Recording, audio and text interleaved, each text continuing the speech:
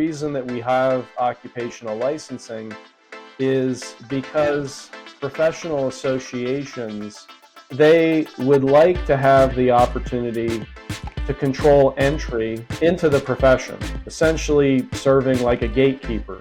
Why would you want to make it hard? How can you justify that from a public safety standpoint? To me, it has to be about the anti-competitive aspect of the licensing work. What are your alternatives? Your alternatives are going to be not working at all or not looking for work. You hit the nail on the head that there's many more consumers that potentially stand to benefit from having more competition in the marketplace. What kind of movement should we see or do you expect to see? After Arizona passed the reform, there's been a snowball effect.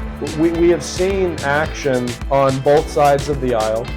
We see states that we normally think of as being economically free that have really bad occupational licensing, like Texas. I'm ready. Let's do this.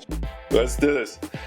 Hi, I'm Edward Timmons. I'm the founding director at the Knee Regulatory Research Center, and this is the Cause and Effect podcast.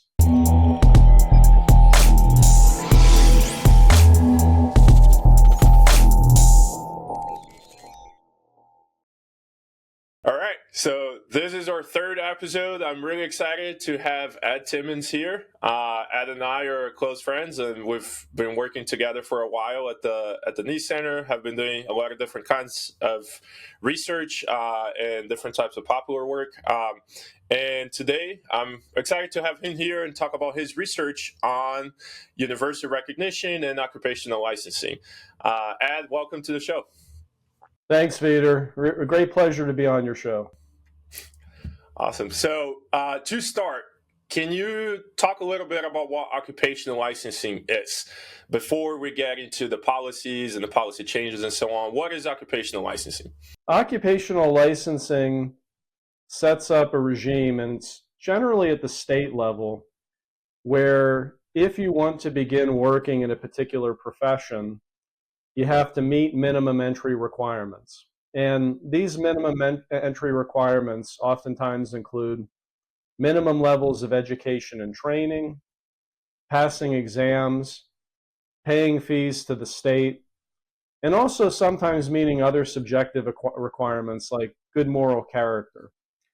And I think it's important to note that it has grown a lot over the last several decades. If we were to go back before Edward Timmons and back before Vitor Mello, back to the 1950s, occupational licensing was only affecting about 5% of the workforce in the United States, so about 1 in 20 workers. Today, that figure is more than 1 in 5 workers. So more than 20% of workers have to obtain a license to work. And it affects a wide range of occupations. It's been estimated that it could be as many as 1,000 occupations. A report that I did with Noah Trudeau for the Archbridge Institute, we looked at about 300 occupations, but we're talking here about everything from doctors, lawyers, and dentists to barbers, cosmetologists, nail technologists, massage therapists, up until very recently, even florists. Interior designers are licensed in a handful of states. So it affects a wide range of occupations, and it seems like occupational licensing has very clear costs, but in terms of the benefits, it's much harder to understand what those benefits are to consumers. And how important are those laws? So, I mean, is it just a matter of taking a quick test online and you're licensed, or for most of this, how does it work?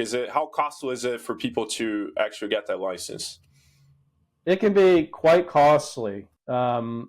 Take, for instance, a cosmetologist. In some states, you could be expected to take as many as 2,000 hours of education and training. This could be out-of-pocket costs in terms of beauty school, well in the range of $15,000 to $20,000. So it's a significant investment of time, and it's also a significant investment in terms of out-of-pocket expenses.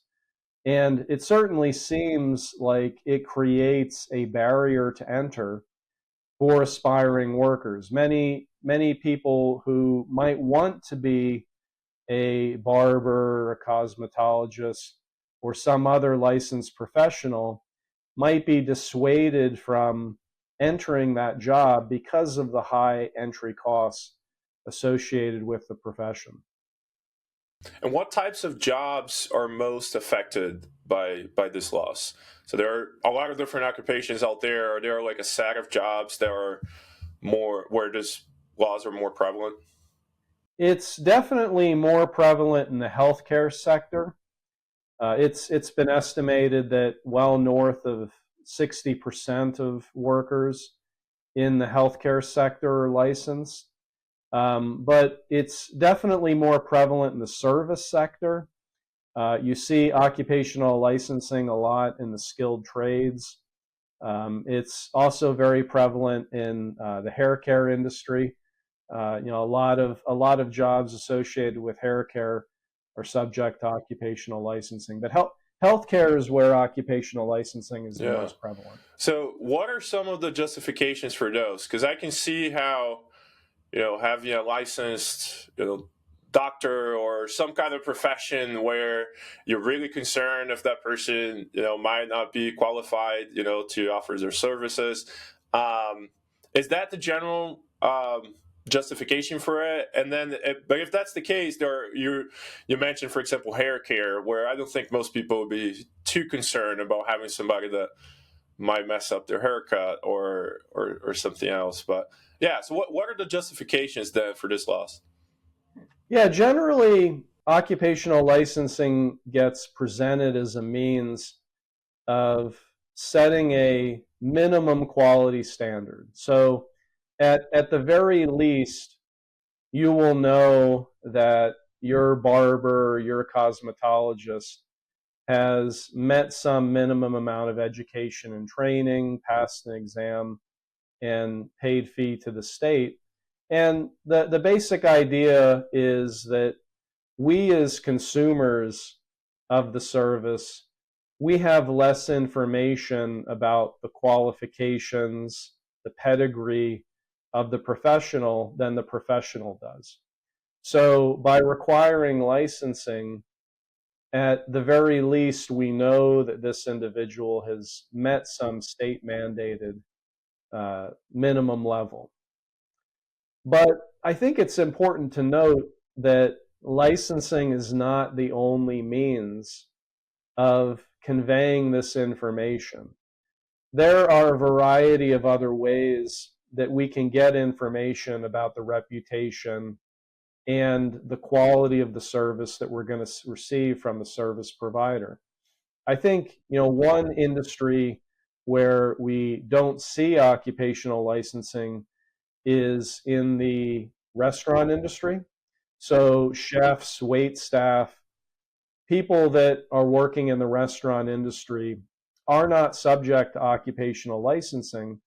Nevertheless, when you go to a restaurant, you're exposing yourself to a significant amount of risk. You're essentially trusting that those cooks and those food preparers are not going to poison you. They're not going to harm you in some way. Yet we don't see licensing, and somehow the market functions. I mean, first of all, the market itself is a tremendous regulator. If a restaurant is continually making people sick, they will not be in business for very long. The market's going to discipline them, and they're going to go out of business. And you also have online reviews. So, we can obtain information about other customers' experience by taking a look at those online reviews. Restaurants are also subject to random inspections. So inspections are another regulatory tool that also can help make the quality of an establishment hit some minimum cleanliness standard. So, I think the punchline here is that even though we do face this problem and differing access to information, licensing is not the only tool. It's the most costly tool. It's the most expensive tool. But there's a variety of other tools that we can use to help overcome that difference in information between consumers and the provider. Yeah, so you bring up a very interesting point. So why do you think, and this gets a little more into the politics, I guess, of licensing, but why do you think policymakers treat restaurants in a very different way than hairstylists, for example? So do you think that that has something to do with the groups of the employers themselves, the people who are currently working in that occupation? Does it have to do with the employees, so people, unions? Like, what do you think are the potential drivers of this regulations? Because if the argument is about quality and the potential dangers associated with what they do, then restaurants should be at the very top, and clearly it's not. So there might be something else going on, right? No, absolutely. And there's a much more solid explanation as to why we have occupational licensing in the first place. And it goes back to the work of economists like George Stigler and Milton Friedman. And essentially, they make the argument that the reason that we have occupational licensing is because professional associations of these licensed professionals or professionals that are seeking licensing, they would like to have the opportunity to control entry into the profession, essentially serving like a gatekeeper, if you will. And by having that control, they are able to potentially obtain higher salaries.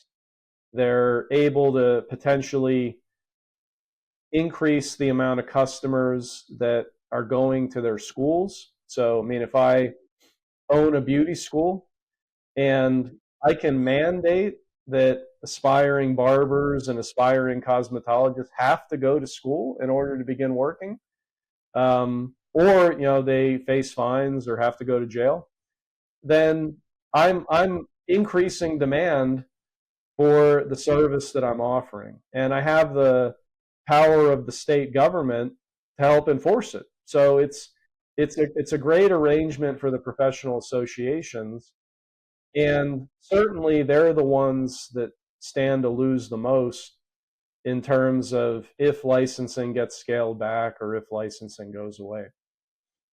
What do we know about the effects of occupational licensing then? So this is, let's just try to set some, get on the same page about licensing before we talk about your specific research project that we're going to discuss, which is universal recognition policies. So there's, economists have been interested in occupational licensing for a long time, as you mentioned. What are some of the effects that we know about?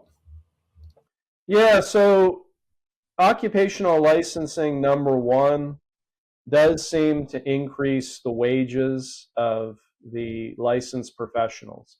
And there have been a large number of studies that have looked at this. The wage premium seems to be somewhere in the neighborhood of 5 to 15%, depending on the specification and the controls. But certainly, occupational licensing does seem to benefit the practitioners.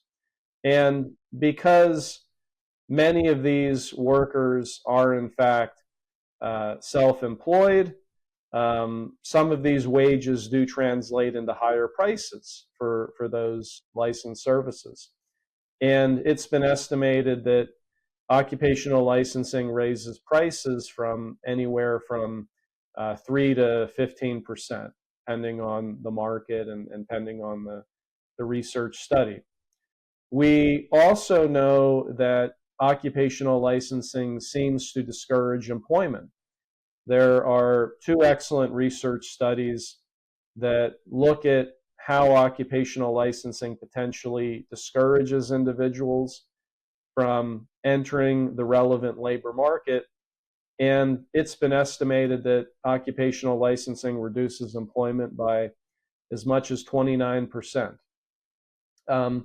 Now, we have all of this information about the costs of occupational licensing. When we get to the benefits, and admittedly, benefits can be difficult to measure, but using our best tools that we have as economists to try to measure the quality effects of occupational licensing, there is at best mixed evidence. There was actually a whole volume that came out a couple of years ago from the Upjohn Institute. It's titled Grease or Grit. It's co-edited by my good friends Morris Kleiner and Maria Kumenta, and they look at this question of, does occupational licensing seem to improve quality? And at best, there's mixed evidence. Most of the evidence suggests that occupational licensing doesn't seem to be improving quality the way that it's presented to us that it does. Yeah, so do most states have some occupational licensing laws, or how does that vary across different states? As well as, I know we're going to be focusing on the US now, but what do we know about, other countries as well? Are European countries also implementing these laws? What do we know about this variation in terms of how restrictive and how many occupations are being affected by occupational licensing in these various regions? Yeah, so I'll start with the first part. Thinking about how occupational licensing compares from state to state. I mentioned that I did co-author a index that tracks occupational licensing across states, and we found that Texas licenses the most occupations out of the subset that we studied, whereas Kansas licenses the least. And it's a pretty significant gap. I mean, we're talking well north of 60 occupations in terms of the gap between Texas, which licenses the most, and Kansas, which licenses the least. So there's a lot of state by state differences in terms of the prevalence of occupational licensing. And licensing is also quite prevalent in the European Union. And there's pretty significant differences in terms of the prevalence of licensing in the EU as well. Licensing is quite prevalent in Germany, whereas licensing is much less prevalent in a lot of the Nordic countries. So much like we see pretty significant gaps and differences across states, we also see pretty significant differences across European Union countries in terms of the fraction of workers that are affected. Yeah, and it sounds like some of that variation could be helpful for research, right? So your paper is about universal recognition policies. We started this whole discussion, first getting to understand what occupational licensing is, variation across states and different places, and what are the potential effects of that. But so let's first get started on what are these universal recognition policies and how do they connect with occupational licensing? Yeah, absolutely. And I'll take one step back and I'll talk about the key friction that occupational licensing often creates that universal recognition is meant to address. So I think one of the hardest to justify costs of occupational licensing is that licenses generally do not transfer from one state to another. So if I'm a licensed CPA in South Carolina and I move to West Virginia, and even if I've been working for 20 years, I have a clean track record, it is not clear at all that my license is going to easily transfer when I move to West Virginia. So this is a really significant friction associated with occupational licensing. And it's been estimated that if you make it really hard for individuals to move from one state to another, that it reduces mobility by 7%. That's a paper by Morris Kleiner and Jana Johnson. So what universal recognition does is it says that if you have a license in good standing and you don't have any blemishes on your record, you have a clean record as far as a licensee, that we here in West Virginia, we will accept your South Carolina license. And you will not face the typical delays, the typical headaches, maybe potentially having to take another exam, having to do additional training. You will not face those typical headaches that you encounter when you move from one state to another. So universal recognition is really meant to address that key friction that people encounter when they move from one state to another and they're trying to transfer their license. And why do you think a lot of states don't recognize those licenses from other states then? Is it that they don't trust their approval process, or that there's something, some kind of political demand within the state that might benefit from that? What do you think is driving? Yeah, my hunch is that licensing boards, in terms of thinking about their general function as gatekeepers, they are hesitant to easily allow other professionals to move into the market. And if there is that more simple pathway for people to pick up and move and begin working, then of course this presents new competition for those existing workers. And certainly in states that have high inflows of new workers, I mean, I'm thinking about a lot of Sunbelt states, states like Florida, states like Texas, that have significant inflows of new workers on a regular basis. The existing professionals might be concerned. I mean, they might be thinking about what this is going to mean in terms of my business. What is this going to mean in terms of my market share? It's really hard to justify it from a public safety standpoint, because if a worker is licensed and credentialed and they have been working for 10 years and don't have blemishes, I mean, why would you want to make it hard? How can you justify that from a public safety standpoint? To me, it has to be about the anti-competitive aspect of the licensing board. Yeah. So before we talk about the results that you guys have, how should we think about the conceptual framework over how the universal recognition policies might affect workers? So people it's going to be easier for them to move to other places. So they might first be more likely, for example, to move to those places. What else? How should we think about this? Yeah, so in terms of thinking about what the potential effects might be, certainly if you ease that barrier associated from moving from one state to another, we might expect more people to be inclined to move. We might expect there to be higher mobility from state to state for some of these licensed workers. Another possibility is that you could have some existing workers in the state who maybe followed their spouse, and they might not necessarily feel that it's worth it for them to try to transfer their license. They might still have a license that's in good standing from their previous residence. So for that subset of workers, we might anticipate that now that they have a relatively painless process, a much less painful process of transferring their license to begin working, that they might go ahead and begin working in that profession that they're trained to do. So, we think that there's potentially those two channels whereby workers from out of state and maybe also a subset of workers that are already in the state could be impacted by this reform.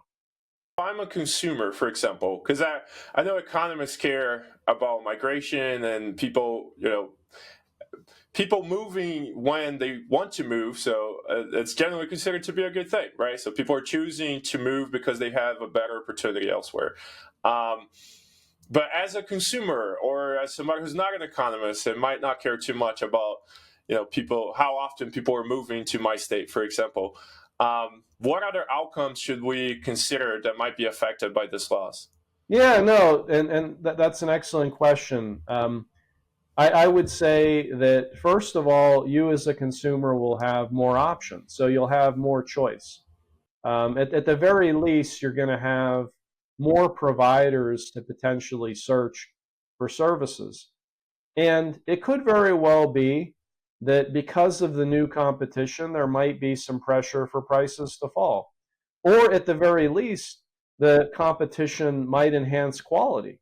So, if you only have a subset or a small number of providers, and now you have an additional provider or two entering the market, at the very least, those providers might compete around the quality margin. So you might anticipate that maybe you get more perks. Maybe when you're getting that haircut, you get a adult beverage thrown in as part of the service because they're now competing for you as a client and trying to retain you as a customer. Yeah, and that aspect of it, I think, is very interesting and should be compelling, I think, to a lot of people. Because at least on the surface, if you're thinking about it, perhaps I'm not a CPA. I don't know any CPAs. I don't really care if there are more CPAs coming in and out of my state. But I do care about having. I might need an accountant, and I might need to hire a CPA later. And I care about having more options. I care about having lower prices. And this is true about all occupations that are affected by this loss or potentially affected by it. So consumers in general are going to be greatly benefited by it because of the competition that is going to take place in all these occupations that are affected by it. So it's not just if you happen to be in one of those occupations or you happen to know people or your spouse is in one of those occupations. It's everybody because we're all consumers in the marketplace. That's right. I mean, if anything, the 1 in 5 is an understatement in terms of thinking about the consequences of licensing. So that's the fraction of workers that are licensed. But as you said, I mean, you hit the nail on the head that there's many, many more consumers that potentially stand to benefit from having more competition in the marketplace. Yeah, that's a great point. So what's the specific question you're studying in this paper? So we estimate the effects of universal recognition taking effect in 18 states over the period of 2013 to 2021. And what we look at is, number one, do we observe any changes in migration of licensed professionals? And we estimate pretty large effects in terms of new in-migration for licensed professionals, well north of 48%. And migration from state to state, it's not a huge fraction of the population, but certainly this makes a big difference in terms of migration of licensed professionals. And this made sense to us. I mean, if you make it much less costly for licensed workers to move from state to state, we'd expect more licensed workers to move from state to state. You're reducing one of the big costs associated with that mobility, and we do, in fact, observe that in the data.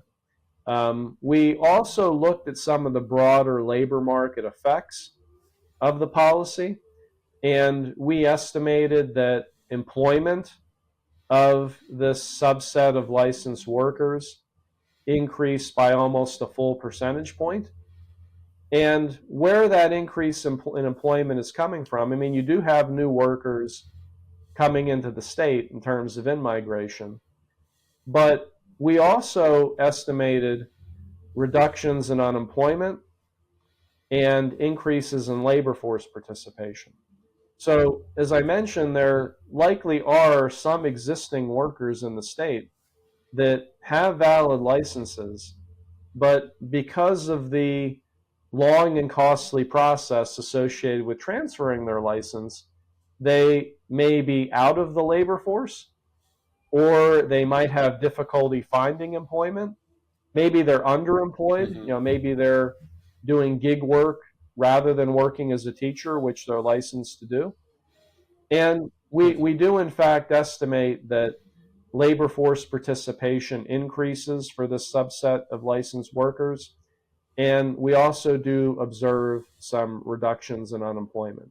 So the increase in employment that we're estimating, it's coming about from two things. It's coming about from these new workers that are coming from other states, and it's also coming from some of the existing workers that, because of the high barriers of transferring their license, they are not working to the fullest of their potential. They're not working in the career that they're credentialed to do.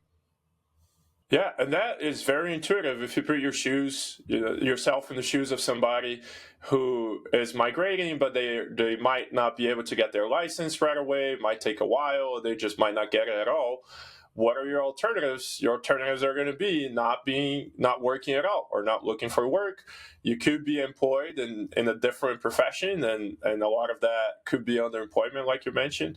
So all of that seems to really match that. And I think one aspect that is important to think about this is that if there are more people, so a lot of this, for example, are in the service industry. So if we think specifically about the service industry, we got more hairstylists. That means they're providing more services. The only way for them to provide more services is probably for us to have an effect on prices as well. So consumers greatly benefit by this increase in overall employment as well as labor force participation, because it means people who would like to work are not, in the absence of these laws, right? People who would like to work are not working because of the licenses that they already had in a different state, right? I know you also talked a little bit about wages. How should we think about how universal recognition might affect wages? Yeah, so we would expect that there might be some decreases in wages, but in terms of the estimates that we found in the paper, they were much less consistent. We did find some evidence of decreases in wages, but it really depended upon how we estimated our model. So we were much less confident in terms of the effects on wages. And I mean, if we think about it, it could very well be that it takes a little bit more time for those wages to adjust. But that doesn't necessarily mean that consumers aren't benefiting from the reform, because, as I mentioned, there are other margins along which businesses can compete with one another. And certainly, I would anticipate that it's much harder to measure this, but I would anticipate that consumers are going to be receiving better quality services because of the fact that there's more competition after the reform gets passed. So, given those findings, how prevalent are universal recognition laws? What's a little bit of the history behind these? Is this more of a new proposal that states are considering somewhat recently, or has this been going on for a long time? Yeah, it's existed in some form since 2013, but it really wasn't something that was on the national radar until Arizona passed its reform in 2019. And Arizona was really different because the earlier states that passed universal recognition, they still gave licensing boards a lot of power to deny licenses. And what I mean by that is that they would accept a license, but only if the licensing board determined that the education and training of the licensee was similar to the current state. So, that really waters down the reform and really limits the effectiveness of the reform. What Arizona did, though, in 2019 is they said, you know what, we're going to trust the licensing authorities in other states. We'll accept a worker's license from another state as long as it's in good standing, they have a clean record.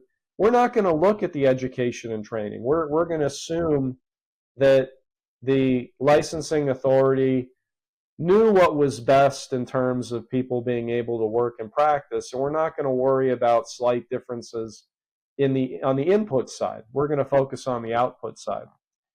And since that reform, and since there's been a groundswell of attention paid to this issue, there's now 26 states that have enacted some form of this reform. And 17 of those 26 states have a version that's similar to Arizona's. So they really trust licensing authorities in other states, and they don't subject the licensees to jumping through additional hoops to potentially get their license accepted.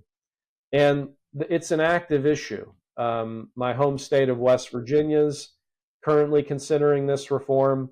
North Dakota and Texas also have active bills where universal recognition is getting considered. So it seems to be an issue that policymakers are very invested in and thinking about very carefully. Seems like close to half of the states are still don't have universal recognition policies. So why do you think that is? What's the holdup? What is the what is the thought behind not implementing this laws, given all the evidence that we just discussed? Yeah, I think part of it is that there is an alternative approach that's been presented. I believe that it's an inferior approach, and that is using a compact. And I'll talk very briefly about this, but essentially with a compact, you have a mechanism whereby states have to pass a new piece of legislation. They have to abide by this national authority that oversees the compact. And if states adopt the compact, then licenses will be more easily transferred from state to state. Why I think that this is an inferior approach is, number one, it's one occupation at a time. So there are a lot of licensed occupations, and we might not solve this issue in either of our lifetimes. If we depend upon the compact approach of trying to overcome this friction, it's going to take a long time in order to address this problem. And I mean, I think number two, you have a lot of professional associations that, depending on the state, they have a lot of political power. And elected officials certainly are thinking about their ability to stay in office. And if they upset a key voting bloc and potentially cost themselves votes, they might no longer be in office. So, I think it essentially amounts to a public choice type of problem, whereby elected officials are thinking about the prospects of being reelected. You and I, as individual consumers, we don't necessarily have a whole lot of sway. It's hard for us to unite. It's hard for us to, form a professional association of concerned consumers. Whereas the associations of professionals already exist, and they're easy to mobilize. They can show up at the Capitol, and they can very easily let their voices be heard and potentially try to block reforms that seem to be of tremendous benefit to you and I, but could potentially be costly for those professional Yeah. associations. So it sounds like a lot of states, though, have been changing their policies and implementing universal recognition in the past, I mean, decade, less than a decade or so. So how hopeful do you think people should be that other states might follow that lead and also change those policies relatively soon? Or how should we think? What would you expect in the next, for example, 5 years or 10 years? What kind of movement should we see, or do you expect to see? I'm optimistic. And it's been a rapidly moving reform. So after Arizona passed the reform, there's been a snowball effect. I mean, there have been a lot more states that are actively thinking about this reform. Just last year, 3 states, the states of Louisiana, Nebraska, and Florida, huge population center in Florida, enacted this reform. So I'm optimistic that within the next 5 years that we will have this reform in place in nearly all states. I imagine that there'll be some states that'll be more hesitant and be more concerned. And we've also seen some states strengthen the reform. So states that previously had that watered down version of the reform that gave licensing boards a lot more leeway in terms of being able to gatekeep. A lot of those states, I think there's about 4 of them that have strengthened the reform. States like Nebraska, Missouri, New Mexico, these are states that strengthen their existing reform. So I'm optimistic. I think that there's been a lot of momentum for this reform. I think it's really hard to justify not having the reform. It's hard to make a public safety argument as to why we should not have this reform. And I think as we get more evidence in terms of how states are benefiting, my hope is that we'll see more states think carefully about enacting this reform. How should we think about characteristics of the states that might be reforming, as well as just occupational licensing in general? So, for example, earlier in the conversation, you mentioned that Texas regulates the most occupations with licensing. So, is this like a political divide, or there are some states that are perhaps Democrats, or Republicans are more likely to want these kinds of reforms, or is it just there doesn't seem to be a trend at all? Perhaps that's possible. Yeah, I mean, one of the more exciting things about occupational licensing reform is that for the last couple of presidents, starting with the Obama administration, the Obama administration put out a really nice white paper that summarized a lot of the work that's been done on occupational licensing and actually had recommendations for reform to the states. And if you look at a lot of the statements from the Obama administration and the Trump administration, it's hard to discern who made them. So there's huge differences about a variety of policies between Republicans and Democrats, but occupational licensing does not seem to be quite in that camp. Now, definitely we've seen more reforms come about from Republican-led legislatures and Republican governors, but we've also seen reforms come about in blue states. My previous home state of Pennsylvania, they were one of the first states to enact universal recognition. It was the weaker version of the reform, but Governor Wolf, who was in office before Governor Shapiro, he expressed a significant interest in reforming occupational licensing. So we have seen action on both sides of the aisle. We see states that we normally think of as being economically free that have really bad occupational licensing, like Texas. So it doesn't work the same way that like taxes do. Generally we think of taxes as being better in states that tend to be more market oriented. Whereas occupational licensing, um, you can see really bad occupational licensing regimes in both red and blue states. And you can see appetite for reform varying quite a bit between red and blue states.